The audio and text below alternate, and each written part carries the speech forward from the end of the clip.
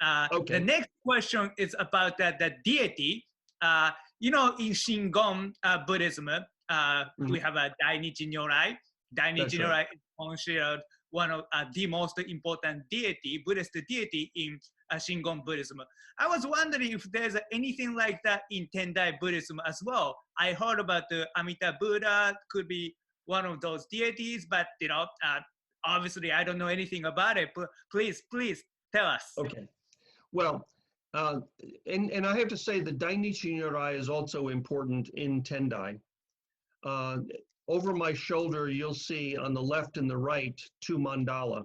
On the right is Taizokai, on the left is Kongokai. And on the right, the center of that is Dainichi Nyorai. He's the root Buddha from which all the other Buddhas arose. And so in esoteric practices, he becomes very important. However, each temple in Tendai, it has its own flavor, let's call it. And each priest has their own set of practices.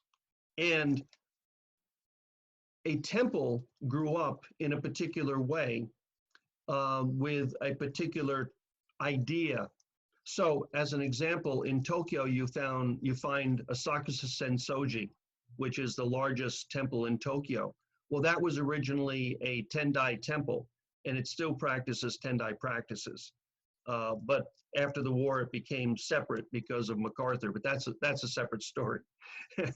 But the reason in that temple, Kanembosatsu is the Honzon, is the main image. And that's because there's a legend of how Kanembosatsu was found in the river nearby and placed on the shore, and it eventually became the center for worship in what later became Edo, and now we know as Tokyo. So at Asakusa Sensoji, Kanembosatsu is the Honzon. Another temple, it may be Fudomyo.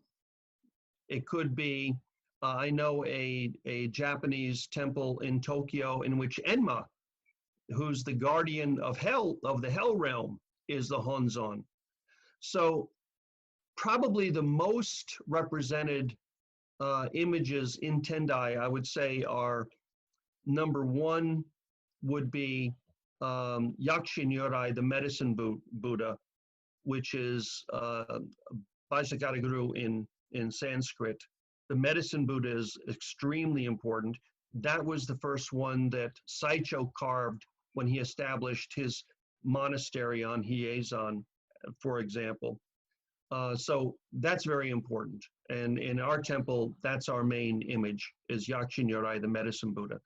Other temples, Kanembosatsu becomes very important because Tendai is devoted to compassion and then wisdom. That's one of the differences between Shingonshu. Shingonshu, you attain awakening through wisdom and then attain compassion.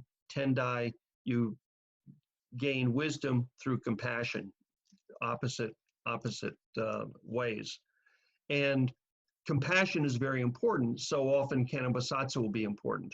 But there's other temples, but Amida is very important. My teacher, Ichishima Sensei, his father really was within Tendai, was much more of a Pure Land practitioner, even as a Tendai priest. So in that temple, Amida is the main image. But in the Kuri, it's Krishnagarbha, which is Jizo. So in Tendai, we have many, many different images that represent either a historical link, why the temple was founded in that particular location, or it will be the preference of a priest at some period in time.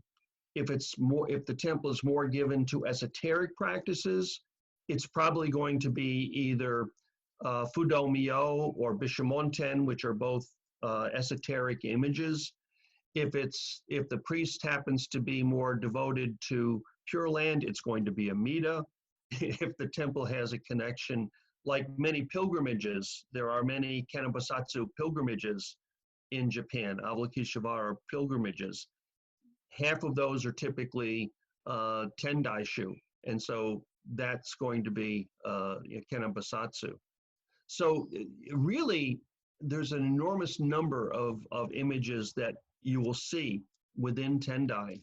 And again, because it's not a single practice school, it has a bit more freedom in terms of how they might express that particular temple's philosophy, inspiration, and that sort of thing.